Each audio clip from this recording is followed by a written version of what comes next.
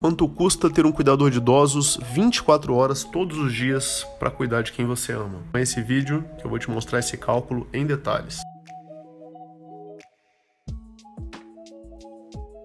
Bom, tem várias formas de se montar uma escala de cuidadores 24 horas por dia. Essa que eu estou mostrando para vocês é o primeiro caso, na verdade, quando a família contrata diretamente os cuidadores com a carteira assinada e são 3 cuidadores que vão se revezar para esse atendimento. Essa é uma possibilidade, no final eu vou analisar outras, tá? Em sendo a família o empregador daquele cuidador, ela vai ter que pagar pelo menos um salário mínimo, mais os adicionais legais que incidem sobre aquela escala, tá? No caso, horas extras, hora noturna, a hora do almoço, que se chama intrajornada, a hora noturna reduzida, porque legalmente a hora noturna tem menos horas do que os 60 minutos, então se paga um adicional para poder fazer essa compensação, tá?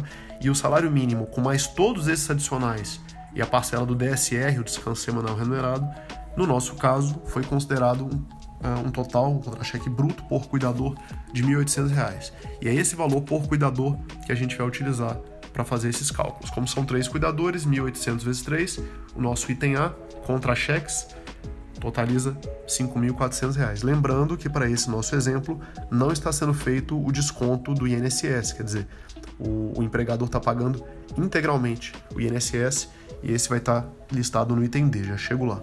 O item B, então, transporte, foi considerado R$ 15 por dia, 31 dias por mês, total mensal item B, R$ 465. O item C, na verdade, é uma provisão para faltas. Então, eu estou contando que pelo menos uma vez por mês vai ter uma eventualidade, vai ter uma falta.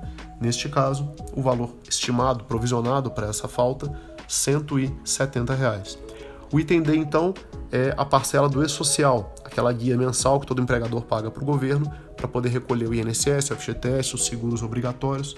Tá? Essa guia se chama DAE, Documento de Arrecadação do E-Social, e ela é calculada com base em 28% em média do item A. Então, 28% de R$ 5.400, o item D vai totalizar R$ 1.512. E o item E é uma situação opcional, quer dizer, a família pode ou não contar com a supervisão de uma empresa para acompanhar os seus cuidadores. E por que é interessante a supervisão externa? Porque ter cuidadores é uma coisa, garantir que os cuidadores acompanhem o idoso como ele precisa, como a família espera, é outra coisa. Inclusive a CBO, Classificação Brasileira de Ocupações do Ministério do Trabalho, prevê que o cuidador é o responsável direto por cuidar dos idosos, mas ele não faz isso sozinho, ele faz isso sempre sob supervisão de um responsável. Então, se a família optar por não ser o responsável, vai ser necessário contratar uma empresa para que fique responsável e acompanhe esses cuidados para garantir que a presença do cuidador e que os trabalhos, que o serviço que ele vai executar, de fato se transformem em cuidados, numa melhor qualidade de vida para quem você ama. Tá? Mas não é a única possibilidade, tá? Por exemplo, se você for optar por contratar uma empresa que vai terceirizar, quer dizer, quando a empresa é a contratante legal daquele cuidador e a empresa está oferecendo o seu serviço na residência, diferente do exemplo de supervisão, foi o primeiro que eu dei, você pode adicionar pelo menos 25% a esses valores. Tá? Porque a empresa, além de todos esses encargos, que são muito semelhantes, ela vai ter que pagar impostos também sobre o total recebido. Então, com isso, você vai ter uma noção de quanto que seria terceirizar uma equipe de cuidadores. Poxa, mas terceirizar então custa mais caro? Sim, terceirizar é comodidade e ter cuidadores em casa, contratar diretamente pela família costuma sair mais barato. E exatamente para que esse ônus de administrar os cuidadores, de cuidar de toda a parte legal, contra-cheques, não recaia sobre a família, é desejável a opção da supervisão. Um detalhe que eu já ia me esquecendo é que quando você contrata cuidadores diretamente pela família, essas despesas que eu listei de A a E estão listando as despesas mensais, mas não estão listando as despesas anuais. Tá? As despesas anuais, que são 13º e férias, elas têm que ser adicionadas e elas são, se você quiser fazer uma base de comparação com a terceirização, onde já estão listadas as despesas anuais, você soma 20% sobre o total dos salários, dos contra-cheques dos cuidadores. Então 20% sobre os 5.400, que são exatamente o nosso item A. Tá? Mas e se a família optar então por baixar custos? Sim, é possível. E aí, nesse caso, o mais interessante, o normalmente feito, é evitar os encargos do E-Social, evitar a questão das férias da 13º salário.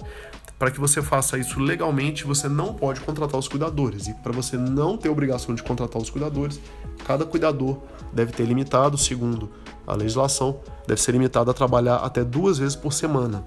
Nesse caso, você precisa de pelo menos 4 profissionais e não 3, o número mínimo, para o primeiro caso.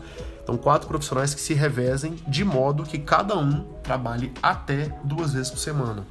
E até 2 vezes por semana é muito importante, eles podem trabalhar 1, 2, mas não 3.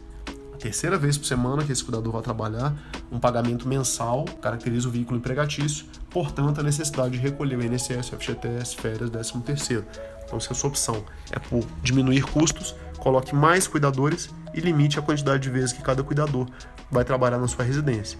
Esse cuidador, trabalhando até 2 vezes por semana, recebendo diariamente como plantonista, como diarista, melhor dizendo, tá? Não é necessário pagar o transporte discriminado à parte, como no caso de um funcionário, quando você tem um plantonista ou um diarista.